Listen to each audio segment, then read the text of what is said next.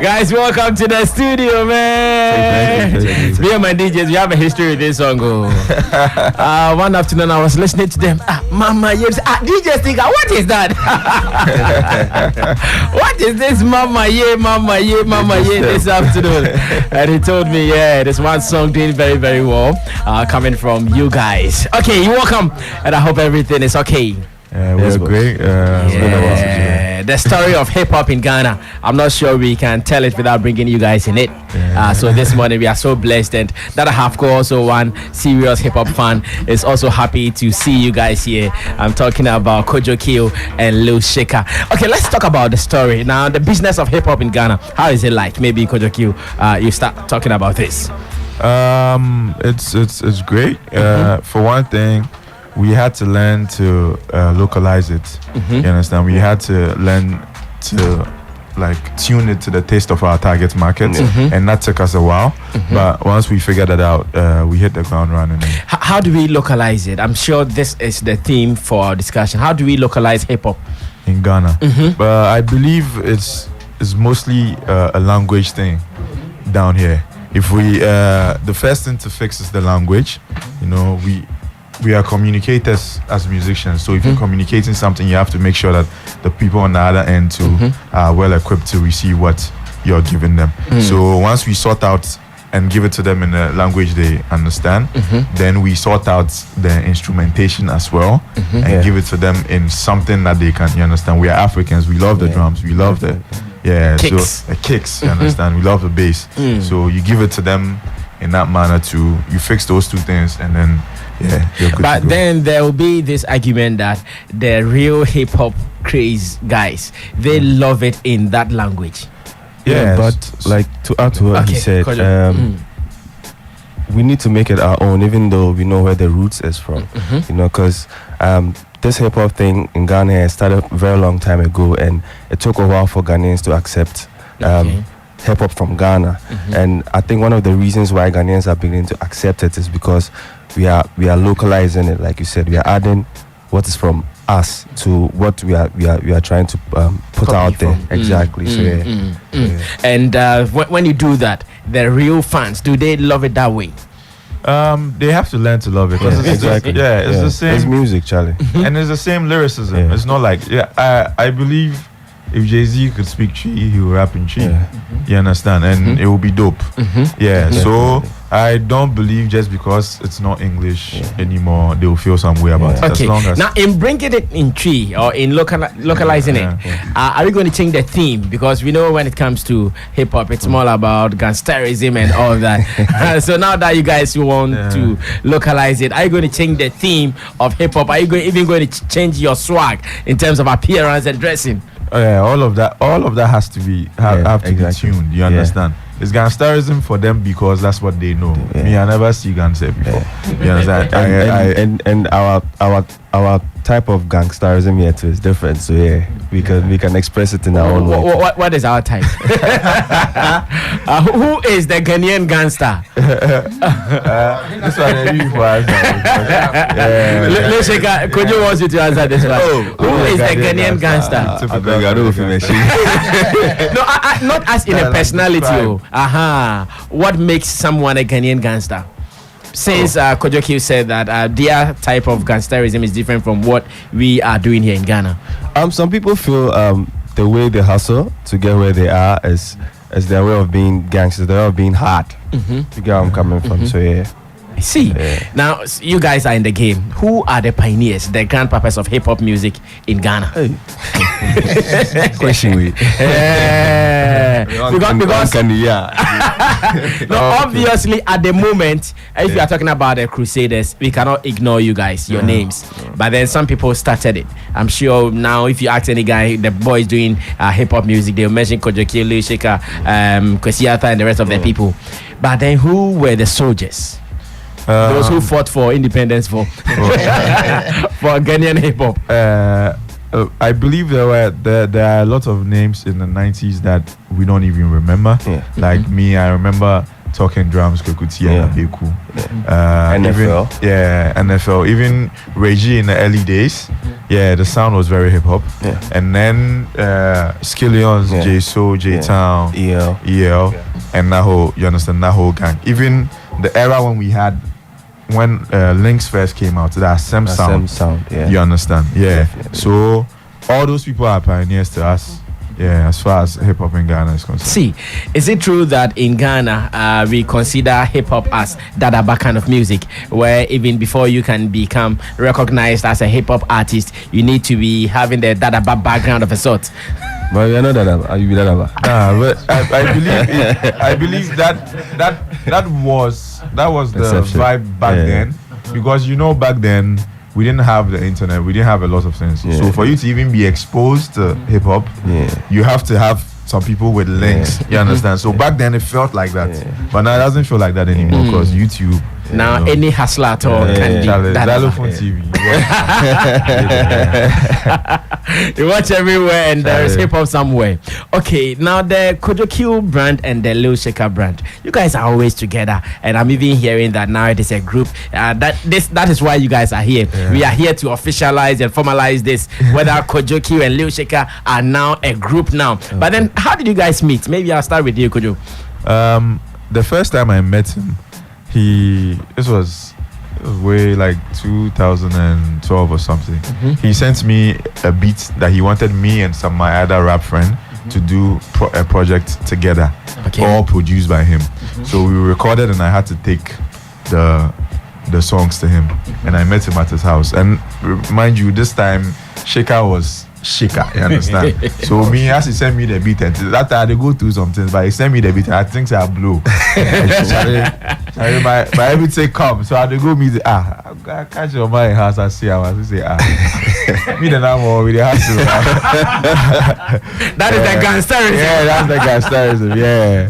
So that's the first time we met, but before then we knew of each other. Yeah, definitely. And Lil Shaker, are you confirming this? Maybe you have a different twist to it. No, that's the truth. That's the truth. That's the truth. Yeah. So at what point did you start doing everything together? Because it is now synonymous that anytime you mention Kojo Q somewhere, there is a Lil Shaker around Somewhere. in music. Okay, I think it became easy when we all got signed to the same label. So we got to see each other more often. And so we decided. That is which label? BBNZ. Okay. So we decided to do a track together, or a couple of tracks together. So the first track we recorded together was Pen and Paper.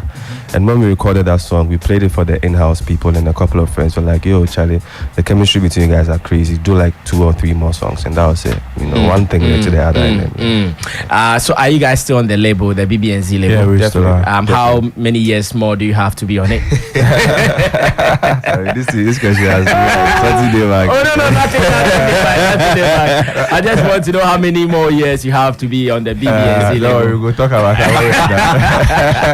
Do you have the same duration or different duration? On the No, label? we have different durations. You have different duration. Yeah. Maybe you are doing like 5 years. Maybe. Like we have different durations because he joined before I Before-headed. Oh, okay. Like it's standard, but he joined before I did. Oh, okay. So if it is 5 years, maybe he did 2 years before you came. Yeah, So he has 3 more years, yeah. and you have more years to go. Yeah. I see.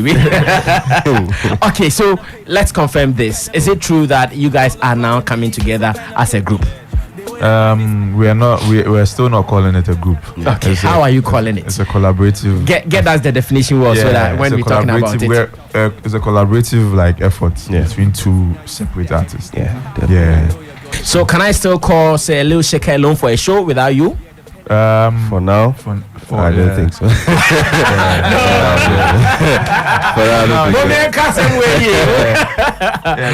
That's a very Let's say it well, because you guys are telling me you don't want us to call it a group, but then you are telling me I can't book Lil Shaker alone with that.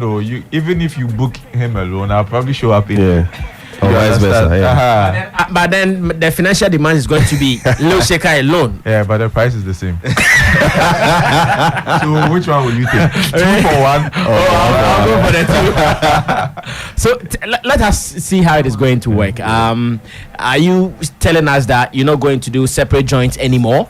From now, everything is going to be the pen and paper kind of thing? No, we will definitely do separate records. We just have to get through the pen and paper phase. We have like one more project together, and then it's back to everybody. That's why we don't want to call it a group, so that it doesn't feel like we broke up when we start doing our stuff. What are we to know with the pen and paper kind of business? What are you guys telling us? Pen and paper, very, very synonymous. They move together. Just as Kojo Q and Lil Shaker. So how did they come about? So it was the first song that we recorded together. That was the pen and paper song. So when we were done and we wanted a name for the project, it just like everybody was like, just call it pen and paper. So we called it pen and paper. And now people started calling us pen and paper, because pen and paper is actually not the two of us. Pen and paper was the album that we dropped. Okay. You understand? So maybe we could call the next album Book and Eraser or something. You understand? But people, it got stuck with people. Like the name was so catchy and so simple that now people call us pen and paper. So I had to become paper and pen. I see. So Kojo Q and Lil Shaker, they are not a group. No, they are not a group. But you cannot deal with any of them as an individually. Well, I mean, you can call me for a show. It's up to you. You can decide to book just Shaker for the price, or book just me for the price, or book us for the price. So it's a promotion. Buy one, get one free. These guys are the guys we are to watch out for when it comes to the hip hop business in Ghana. Now, what is the market like for hip hop, especially this year when one of your own got nominations in the BETs? I believe the market just keeps growing. Just keeps growing, and it's only going to get bigger from here, because right now all the kids, that's their music of choice. You understand? We just have to stick together and make sure that we have one agenda. You know, that goes for all my brothers, from Kwesi to Obibini to everybody. But are you guys that united? For us, we are. I think that's the one thing that distinguishes like the hip hop community from maybe other how united are you guys? When you say for us we are, how united are you guys? When was the last time you guys put together a project that had more than not just Kojo Q and Lil Shaker, but then more on it? Like we do that all the time. We work. You understand? We work with other people all the time. We're on their projects, they are on our projects. Pen and paper, we had other people. Chris Yata was on you understand? We had other people in there. We are on other people's projects. Even beyond that, when people put out music, you understand, we all pushed, we are all behind it. You understand? Like last year when Obibini dropped the statement and I heard it, I just had to call him. I'm like, yo, brother, now hard inside. That's that. So for us, it's all love. It's always all love. But what has been that difficult moment for hip hop artists in Ghana? Difficult moments. What are some of the challenges so far for a hip hop artist in Ghana?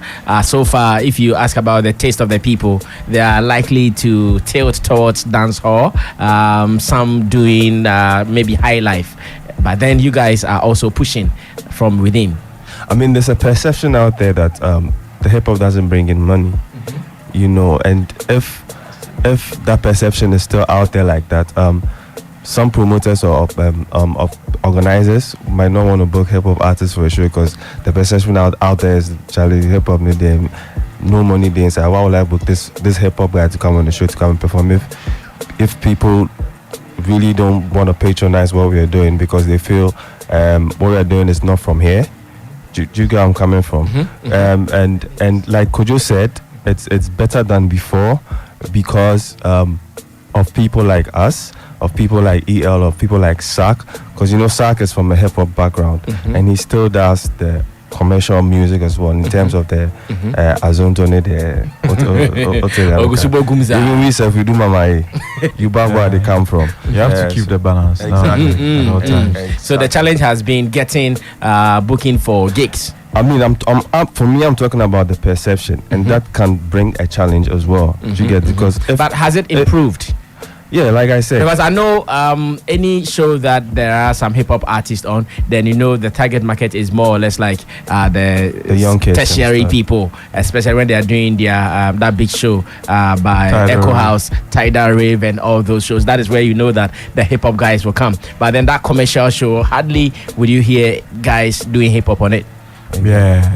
I think we should be asking you because you guys organize shows and stuff. So no, I'm not. We want to know. I'm not saying it's alpha. I'm just saying you get where I'm coming from. So we also want to know. It's about the market. Exactly. Maybe the people think that these people they have a limited market. Do you think you have a limited market? It's about those who are following your songs. Exactly. And those who are really, because there are some people drop any hip hop song in Ghana, they can sing from word to word. Yeah. Others too, they will just move with the rhythm because the rhythm is good. Exactly.